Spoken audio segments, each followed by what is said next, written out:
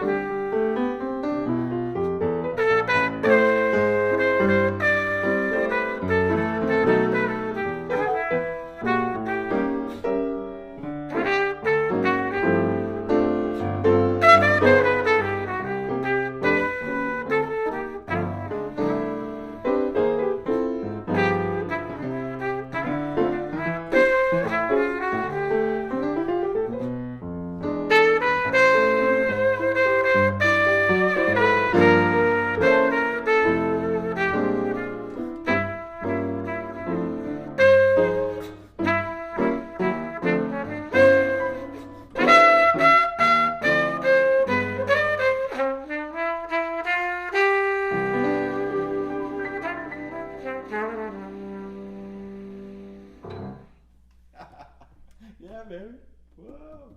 So what have you been up to? Like everybody else, wondering. What I'm not sure what I'm up to. Wondering. You know? Yeah. It's been an interesting time.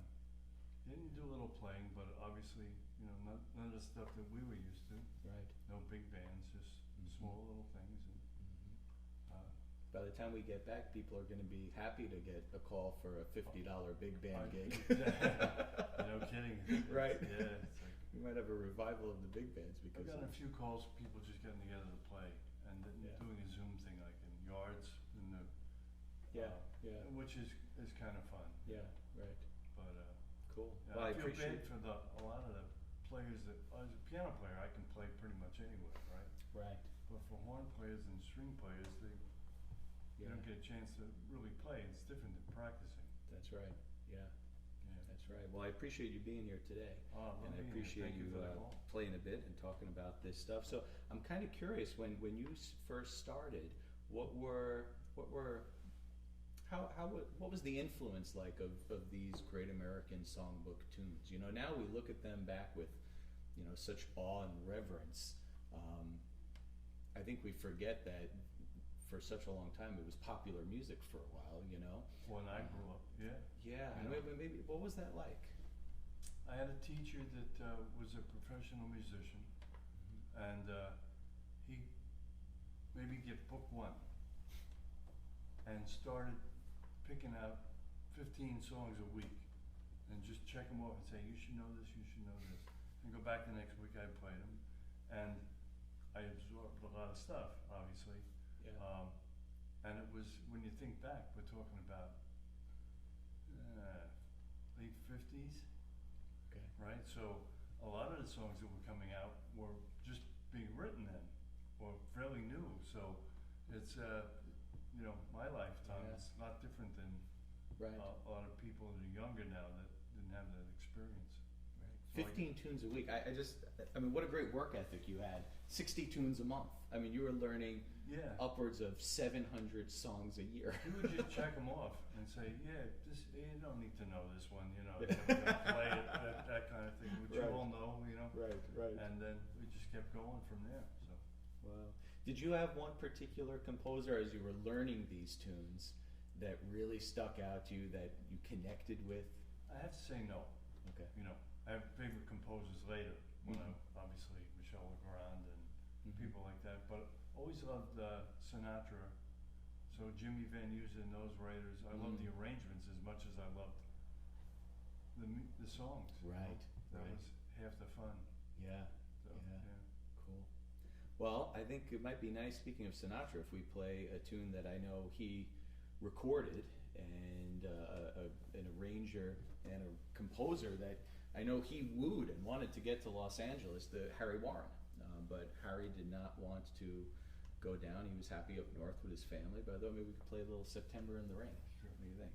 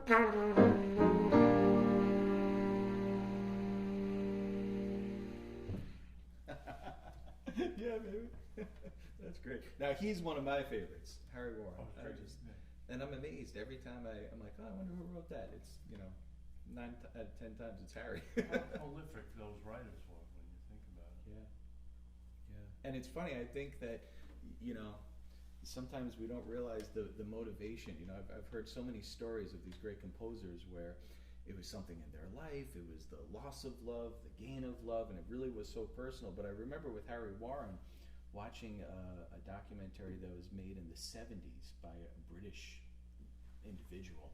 And they have the crew there, and you could tell this guy loved him and his music. And he says, and there's Harry's old, and he's at the piano, and he says, Harry, in 1932, you wrote this song for MGM, and what was happening in your life at the time? And Harry turns and he has the cigar in his mouth, and he goes, I don't remember. I don't think anything was happening.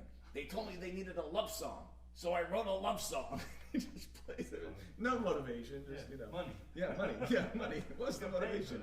Paycheck. Yeah, that was pretty funny. So, man, I remember, and I'm sure you don't remember this, but I was thinking about what to play, and I thought I got to share this with Wayne. It had to be almost 25 years ago was the first time I ever played with you. Oh. And I was a young kid, and it was a big band. Okay. And I think we were playing at some theater somewhere. And the big band was not very good. And neither was I, which is probably why I was in the band. But I'll never forget, they had a chart. Do you remember the singer Betty Lampert? I remember that she was the singer. I think I'm remembering the gig. Do you remember the gig? Was it Patchogue? Maybe? I think so, Patchogue yeah. Theater? Yeah. But all I remember is being a kid, and you took a solo on this tune, and there I was on that riser looking down at you, and I thought, man, I want to play like that, and I want to play with that guy. That I'm telling you, that was a huge thing. I mean, I never heard anyone play so beautifully before, so that was a real inspiration to me. So thank you. No, thank you. That's very nice of you to say. I don't believe a word of it, but it's very nice of you to say. But I thought we could play that tune, man. Sure. Fine. 25. I've been Let's see practicing if I for can still 25 play. years. Probably after this, I'll go back and practice for another 25, and then we'll see if I See get if it. I remember it. How about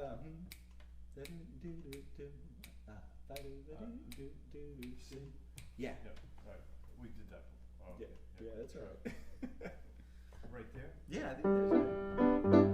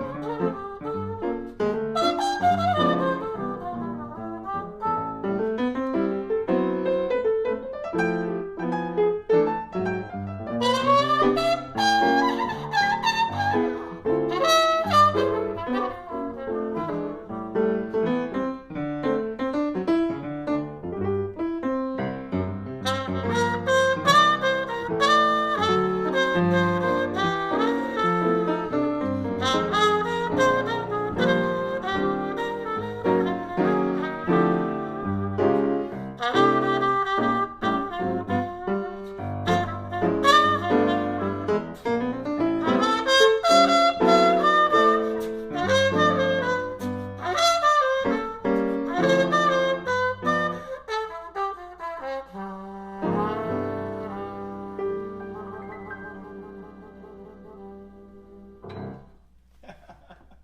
man. Yeah. Well, in the next 25 years, I'll work on the ending. How about that? I'm working on bending my fingers. It's a little early. So, I have a question for you because I know for a lot of people that are watching, and myself included, a lot of musicians, we appreciate so much what you do, but the ability to take on the role of comping and the harmonic approach, which as a soloist I know we value tremendously, but then you're improvising, so you're taking on the role of soloist, but in that left hand, you're really a bass player, especially in a situation like this. How does that change from if we actually had a bass player here? How do you have to adapt or change your thinking and your playing? You have to just think that the bass player is doing his job, and you don't want to do that. Yeah. And I think I learned early on that you do not want to get in the way of the bass player. That's why he's there. So you have to adjust your way of thinking, leave space. As we know, Steve knows, the more you stick, sometimes less is more, right? The old expression. So you try to cultivate a sense of what the other person's doing and stay out of their way. And it's also a matter of taste. And if you listen to enough people as a piano player, you get so many different styling, and you understand where people come from. You play different for a singer than you do for a horn player, but the principle's the same. It's like it's not supposed to be a conflict. It's supposed to be harmonious. Right. Now I know in music, historically, we've talked about and celebrated and still listen to amazing rhythm section units that were so powerful together. Bill Evans, Miles Davis and his different groups. The rhythm section of the Count Basie Orchestra. For you, when we throw out those words that are such a part of our jazz vernacular, like, man, that rhythm section's swinging, they're tight, they're in the groove, they're in the pocket. What is it, if you could maybe describe for our listeners, what is it that really makes those words come to mind? What is it that makes it tight, that makes it locked, that makes it swing, as far as your relationship with the guitarist, the bass player, and the drummer, and yourself? I think it's listening to what other people do, and again, not competing with them, but trying to compliment them. So you're playing with a guitarist like Steve, who's sitting behind us over here. I try to stay out of his way. He'll give me my chance to play. I have to give him the space to be who he is. Bass players control a lot of rhythm section, because a good bass player that's centered, has great time, and plays great notes, makes it easy for me to play. And drummers too, guys that play with passion, but do not overplay. And when you're playing with those people, right away within the first 8 bars where it's going to be. It's For the rest of the not a night. mystery. Right. Yeah, it really isn't. And conversely, when it's going to be a long night. I've had many nights where I gritted my teeth, and I'm sure other people have too, probably with me, but a rhythm section can either make or break the whole thing. So. Right. But that's the fun of it too. Yeah. You look forward to playing with people you're going to swing. That's the bottom line. Right. Different than rock, because rock you need strong players to have a great time and lay down grooves. Right. But swing has its own thing. Right. Now I know so much of it is unsaid, but I've always wondered, and I'm curious to ask you, in your career, is any of that said? Like, for example, before a gig, or maybe on an intermission, if something isn't locking in, is there a conversation or dialogue between, say, you and the guitar player or the bass player? Hey, what would you like more of? What would you like less of? I would always ask if that was the case. Even for singers, I know, what do you want? I don't think there's been too many times when you've had that conversation. 2 reasons. One, either it's right or it's not right. Right. And having a conversation is not going to really change it. Right. If the other people don't, if they don't understand that, what's the point?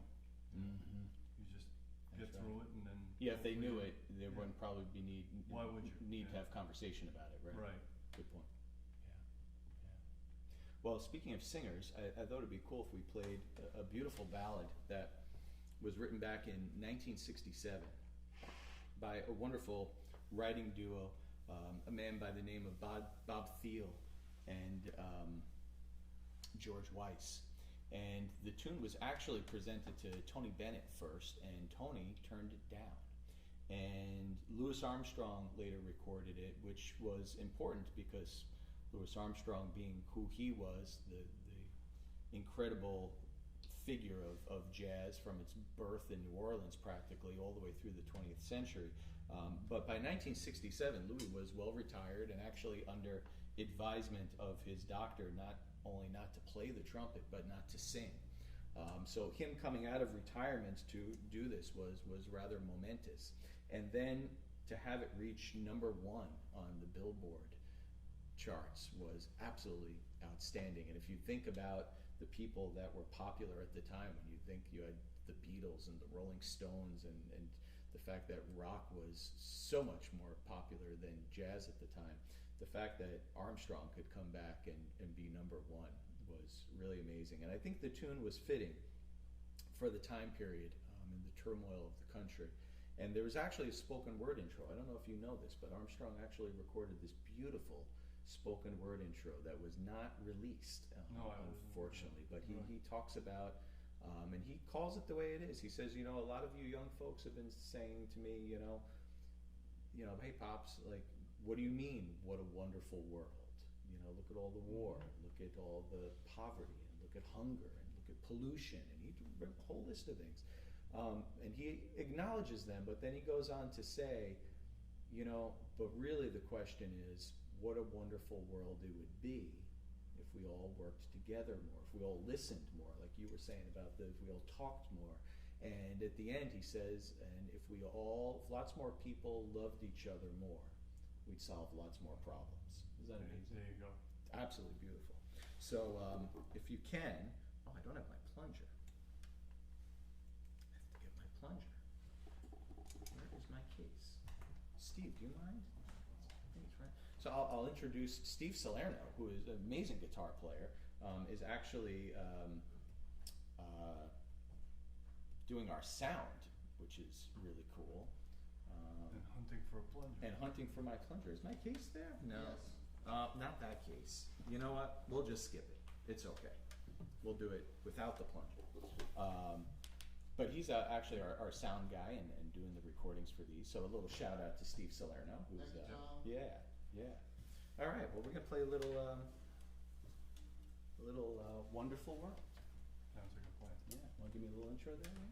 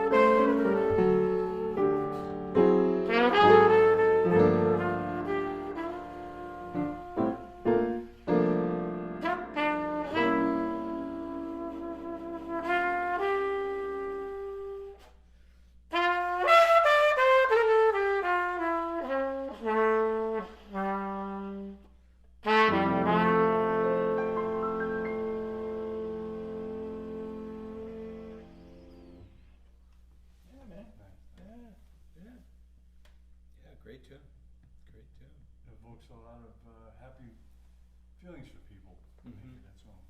Yeah. Yeah, they're really. Yeah, yeah. I think that's what's so beautiful about these tunes, and why we kind of chose to start by focusing on the Great American Songbook, is because they just have a sentiment and a spirit to them that transcend generations, they transcend time. I mean, to think that some of these tunes that we've been playing for so long are, upwards of 100 years old now, and they still just pierce right to the heart is really, really powerful. Yeah, it's a great medium when you think about it. Yeah. It's brought a lot of people together over. That's right.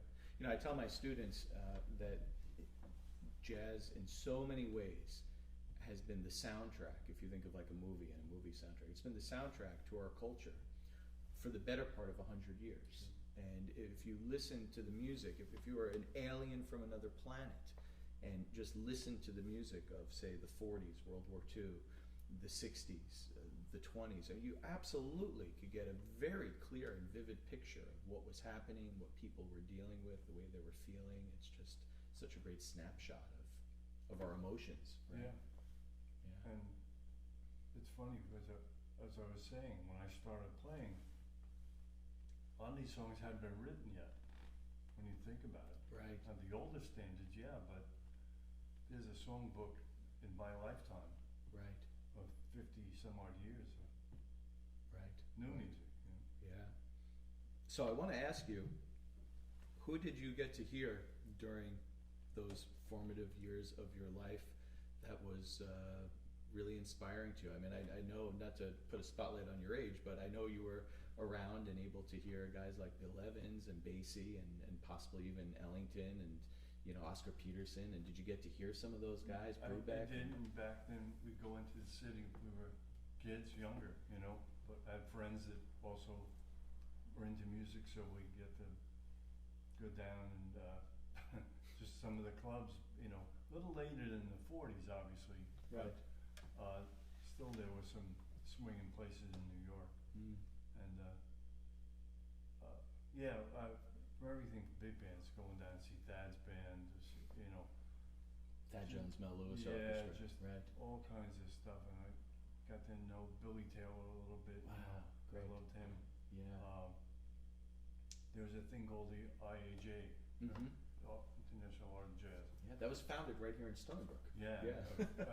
A friend of mine was a DJ, and he got involved and got me involved. He was also a musician, so I got to go hang out, listen to all these great bands, Clark's band, and Clark Terry, right? Yeah, and just hang out with the people and get to know them, which was even more inspiring. Right. So, yeah, being old has its pluses. I remember I went backstage at Lincoln Center once. They were doing a centennial tribute for Count Basie, and they had everybody who was still around that had played with them and all different people. And so I get back and I walk past this dressing room and I stop and I look, and there's Frank Foster, Frank West, Joe Wilder, Clark Terry, and Benny Powell. And I'm thinking, my heart started. Oh my gosh, these are my heroes. I've been listening to forever. I'm like, I gotta go in. And I walk in the doorway and I'm thinking, in my young mind, I'm thinking they're gonna be talking about music or someone cool or whatever. And they're having a heated debate over what laxative was the best. And they're, Metamucil, man. No, you gotta get the orange flavor. No. And then, someone spotted me that, hey, what's up, man? I said, hey, I just want to say thanks for the music and all that. But I'll never forget that. Like, that was great. the big conversation and debate during the intermission is, Well, which is funny because being inside what you are, we know that people are people. People are people, right? And some of the greatest conversations are just off stage. They're just who they are. That's right. Well, hey, why don't we play I'm Getting Sentimental Over You. I know this was one of the first standards that I learned, and it's funny, you said how your teacher would give you 15 tunes. I used to go to a jam session, and my mentor, who Billy Rignola, I'd show up in my fake book. Billy, knew everything, And I'd have all these sticky notes, and every time he called a tune I didn't know, I'd put a sticky note in it. Well, man, after like 3 months of showing up to the jam session, the book was just exploding with sticky notes, and I thought, maybe I should reverse it, and I'll just put a sticky note on the tunes I know. There'd be far less sticky That's notes. funny. But this was one of the first tunes I learned from him. And I always remember us laughing because it's got some turns and that tag on the end, and I'd be missing it, and he'd just laugh. You know, he'd play it a little stronger so I could hear it. You know, but this was a fun tune. So this is interestingly enough for all you folks out there. This was written by a man by the name of George Bassman. And although we have so many great composers that we know of, like the Gershwins and Rodgers and Hart and Cole Porter and Harry Warren, and the list goes on and on, there are a slew of people that we don't know because Tin Pan Alley was alive and well, and you had everybody who was a composer down in this one highly concentrated area, and lots of times they'd get together. Somebody might have a good A section, but they needed a bridge, or they had a good tune, but they need lyrics, or someone had lyrics and they needed a tune. And so a lot of these songs you see, it almost looks like a law firm name because there'll be 2, 3, 4 names. But George Bassman was one of those guys that, you know, he had a few hits, a few good tunes, but was kind of in the mix coming out of Tin Pan Alley. And this was probably one of his most famous ones. I'm Getting Sentimental Over You.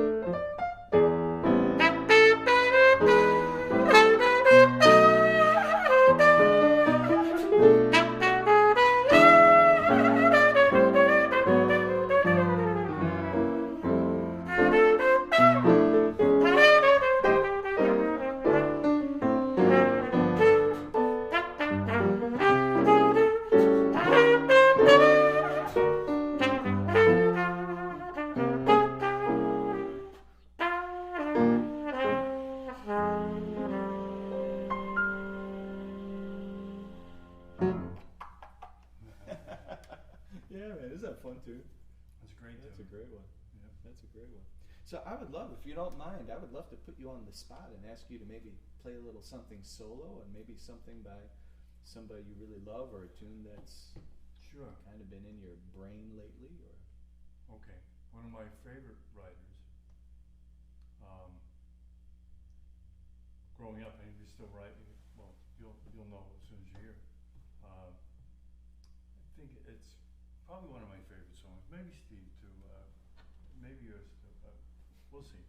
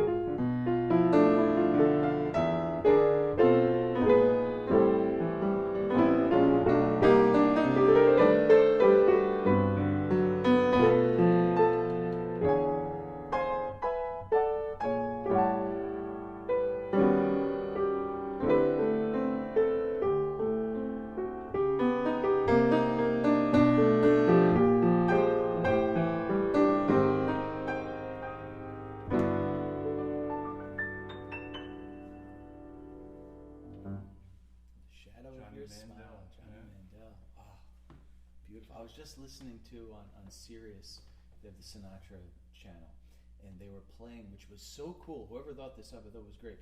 They played the tapes rolling, all the banter, the rehearsal, Sure. him not getting a note, and it was the Johnny Mandel session. It was I forget the album, but it was I think That's it was a great 1961. album. Yeah. It's killer. And you hear Johnny talking to Frank, and Frank talking to Johnny. They're rehearsing, and take it slow, take it fast. All right, let's do a test. Let's do a take. I mean, that was. I think that was the first album for Reprise. That whole thing swings. It's like Totally. a lesson in. And I think I heard that Johnny was given the assignment, but he had some other writers doing some arranging too. Two others, because yes. They there mentioned was this. So much music. That's right. They mentioned this. There's two other getting guys. ideas and Yeah, yeah, nice man too. I had the pleasure of meeting him. yeah. Wow. So much of that happened. Nelson Riddle, same thing. He had I think one or two individuals that he trusted enough and knew his. He'd send him sketches and he knew how to flesh it out how to with his. harmonize for Right. him, so we didn't have to sit there and. Yeah. That was the biggest pain for me, was writing in all the harmonies. I mean, after a while, it's like, Yeah. thank you. You can do that. Yeah, right. Well, I'm curious, in your life, who was one of the biggest inspirations on you, musically, who you got to know personally? That's a good question. There were people, I guess, when I just got out of high school, because I didn't really play formal music in high school. I learned outside, I studied privately. Mm-hmm. And a friend of mine found out I played organ. That's what was my instrument at the time. Wow. So he sucked me into playing in a dance band. So you're playing the foot pedals and everything? Yeah. Wow, okay. Yeah. And so that was my introduction to really piano. And then from there, it was electronic keyboards, organ. I dragged around a B3 for years, stuff like that. So I had a lot of people that did influence me in a real positive way. Right. And a couple of them a lot of them aren't here now, unfortunately. Mm-hmm. if you are. But that's a great thing about music. It was a community that if they accepted you into it, you felt like a family, right, Steve? Mhm. I mean, it's, Mhm. I think of all my friends that I play with as close. Yeah. I think that was one of the hardest things that I always knew that fact, but I didn't realize until this pandemic hit. You know, guys like Steve, so many of our friends that, you know, Richie, other guys, and all the horn players, I mean, guys that, you know, I'd see once, twice, three times a week for years, decades, and then all of a sudden to not see them, you know, it was almost like a loss, almost as if it was death in some way, you know. I got a phone call from somebody, who, I won't say who it was, but a Broadway player, right? Said, Wayne, when's the last time, we know each other since 70s, you know. Yeah. He said, when's the last time you went a month without playing with somebody else? This was early on in the Right. pandemic. And Steve and I had that conversation. We played together one of the last jobs. Right. And then we got to play maybe one date since then, right? Yeah. It's really... Yeah. That family, though, aspect of the music is so beautiful, and I think rather heightened and unique to jazz. You know, arguably maybe more than some other different styles or whatnot. Yeah, those relationships are quite special. That's for sure. Yeah. Well, how about we play another Harry Warren tune? Sure. I like "There Will Never Be Another You." I think that's one of my favorite tunes, and favorite because I know I was really inspired early on by, I heard Chet Baker, and man, that was it. I just loved his tone. Sure. You know, I loved the tone. I loved the space and the warmth. And I remember trying to copy this tune and copy his sound and his vibrato and everything. So this might be fun. Yeah. How about I'll start it off and then you could fall right in, man. Fallen is the operative word.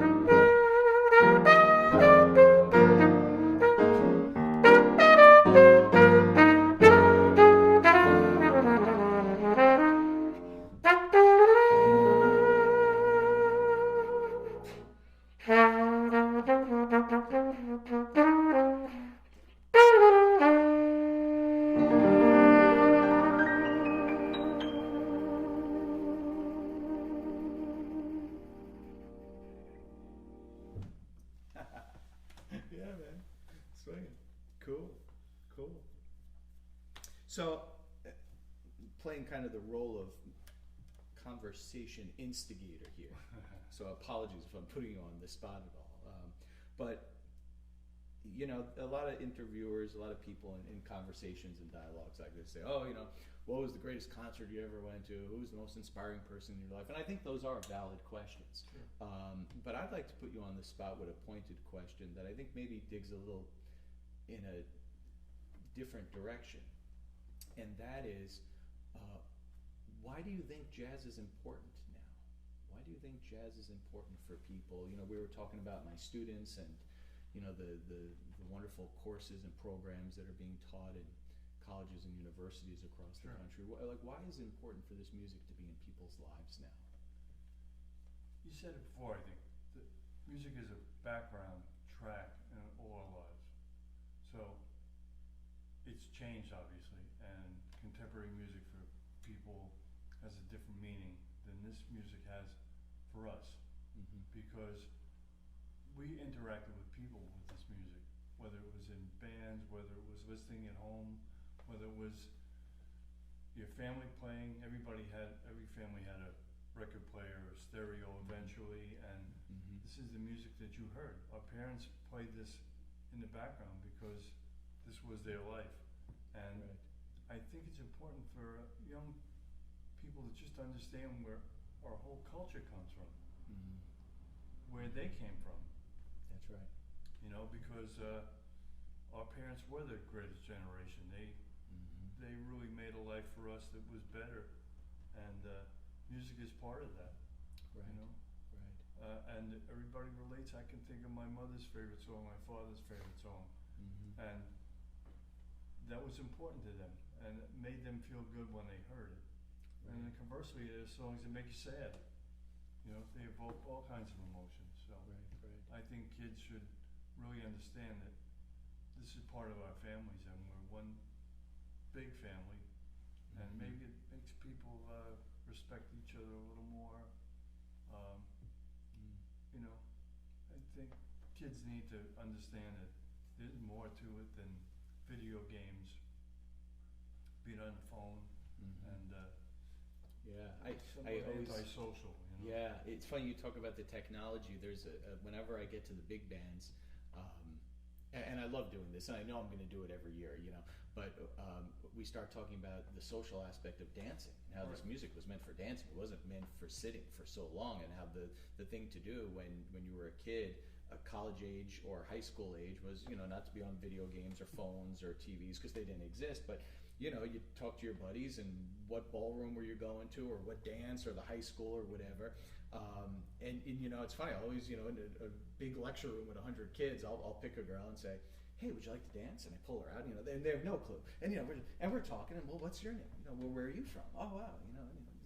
And there was that communication that existed that I think is lacking generationally, you know, where the dancing now is just, you know, up and down, and no judgment, you know, I mean, every generation has their thing, but I think there's a cool lesson to be learned in, you know, there was a greater bond, and I love that analogy of just asking someone to dance. I mean, number one, you have to physically touch them, you need to be looking in their eyes, you need to be communicating and speaking to them, asking them what their name is, and you know, getting to know them for the 3.5 minutes you're on the dance floor, you know, and we're missing right that. In the face is important. Yeah. And a lot of people, kids walk around with their heads down, or they're buried in, even adults. I mean, there's adults are guilty of it too. Like fall down, like walking, just, it's like, really? Okay. There's got to be a little more to it than that. Yeah. And the other thing too, even music in schools, the interaction of kids getting to play with other kids and the social aspect of that. Besides learning an instrument, whether you make it a career, most people aren't. It's going to be like professional ball players. There's only 700 in the world, right, or whatever it is. So chances are you're not going to make a career of it, but it does bring people together. And that's right. Yeah, and that communication, that and connection. And this music especially. Right. I mean, you can't, no put down, all right? But music that's produced in the studio, and I was part of it when it happened, and we all were, that's one thing. but that's different than playing live or playing songs, as opposed to playing tracks and grooves and just doing things mechanically. Right. So, Right. Yeah. but then again, you know, that's what I grew up with. Right. Right. And I think arguably there's wonderful lessons that we could take from every generation, from every music. I know that I'm always inspired when students share new stuff with me, Sure. and it is amazing what wonderfully creative products the technology can produce that we didn't have available to us. But I always say, you know, the whole thing of jazz, which makes it jazz, is that aspect of collaboration and sharing ideas. Yep. And I think, man, how wonderful. You know, I'd love to steal some ideas from some of the younger players, and how cool if they steal some ideas from us. And if we even jumped some generations that don't exist anymore and looked back to, you know, the birth of this music, and we could find some hip stuff to play with, you know. Yeah, and the other thing is it's different every time. That's right. You know, it's It's not that like improvisation element that's so spontaneous. like classical music is interpretations of things. Basically the same thing over and over, right? You're playing it verbatim. It's like typing. That's the way you have to play it. You're different nuances, and when you Right. get to a certain level, that's terrific. But this is like go for broke, you know? Right, right, yeah. And everybody that's watching and enjoying this conversation, I mean, there was no communication in advance. I mean, I just literally spewed a few tunes to Wayne, and we confirmed that there would be no surprises and keys, and here we are. I always surprise myself. How long was it since you played that song? Yeah. Well, why don't we play a little Cole Porter, because I don't think we could do the Great American Songbook and not give a nod to Cole Porter. And we'll do a wonderful tune that is the beginning of many jokes on the bandstand, because when someone says, what do you want to play? And they want to play this Cole Porter tune, they say, I love you. And they say, oh, thanks, man, but what would you like to play? Ah, ha, ha, ha. I love you. Do, do, do. Do, do, do, do, do.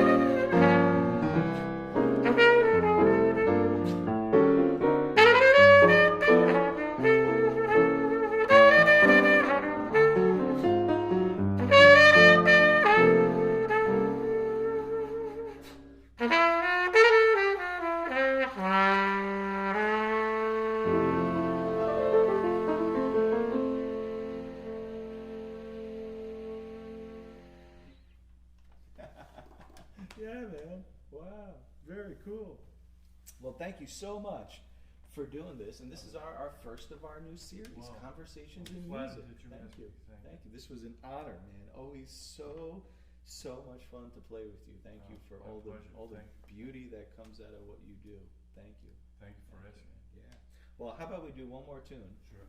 I know that this one would be quite fitting because You're right about that.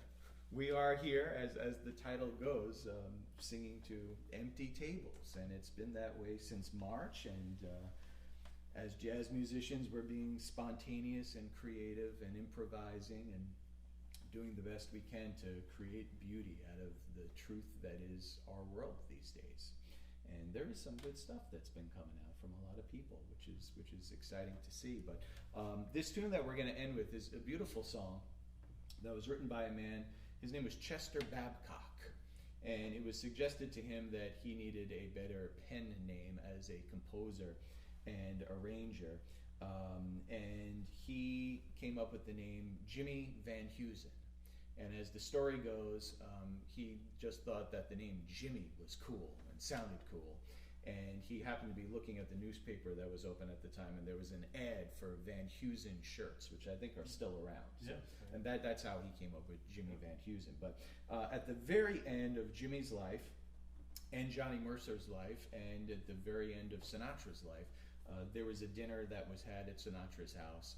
Sinatra had been in retirement, and he kind of had a habit of retiring and then coming out of retirement. And as the story goes, Sinatra said to Jimmy Van Heusen and Johnny Mercer, I'm coming out of retirement, and I want you guys to write me a song. And the ribbing began very quickly, and picking on each other, and oh man, you're so old, if you came out of retirement, no one would come and hear you, and if you played a club, there'd be nothing but empty tables there, and oh yeah, ha ha ha, and, you know. And they all went home and went their separate ways. And Jimmy supposedly started writing a tune, and Johnny was working on something, and then at 2 or 3 in the morning they called each other, and over the phone they're playing stuff and talking, and you know, the next morning at the crack of dawn they ring Frank's doorbell, and supposedly he answered the door and said, "What took you so long?" And they went in and they had this song for him, which is called Empty Tables, and I believe this was the very last song that Jimmy Van Heusen composed in his life, or close to, that's for sure. So this is quite fitting for this time, and we want to thank all of you for checking out this first performance in what is going to be a wonderful series that starts this week that is called The Conversation in Music. And we have another one that's happening this week with the wonderful avant-garde trombonist Ray Anderson. And then I'm very, very happy to say that we'll be doing a third one coming up this week. So this will be a busy week with a wonderful Brazilian guitarist. So we're going to be having a lot of information about the upcoming performances coming out. So check our website, check our YouTube channel. And we want to thank you. And again, Wayne, thanks to you, and to Steve Salerno for doing the audio engineering. Thank you so much. This is Empty Tables.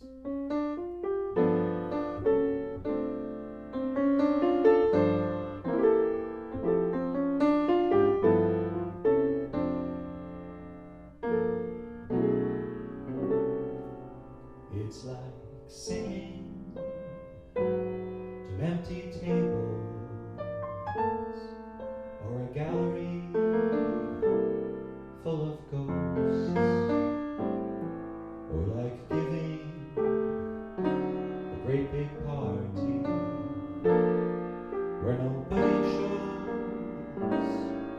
but the host. That's what it's been like, baby.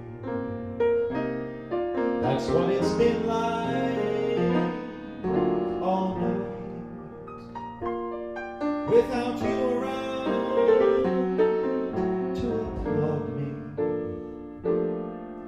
Every night's just like closing night, and I'm singing the same old numbers, and I'm telling the same old jokes, and there's nothing out front but memories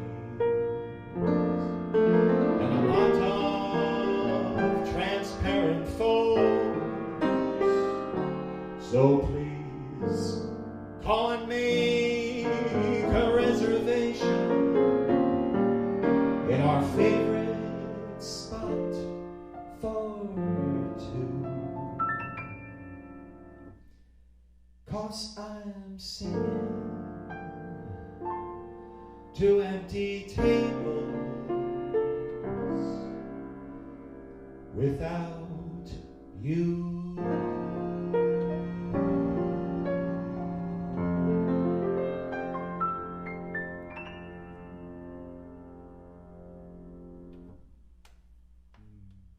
Wayne Sabella, thank you so much, man. Thank you, Tom. What a pleasure. Appreciate it. Steve Likewise. Salerno, thank you to you. To everyone else out there, thank you so much for joining us. We're here live from the Jazz Loft. We will see you soon. Take care and God bless. Bye-bye now.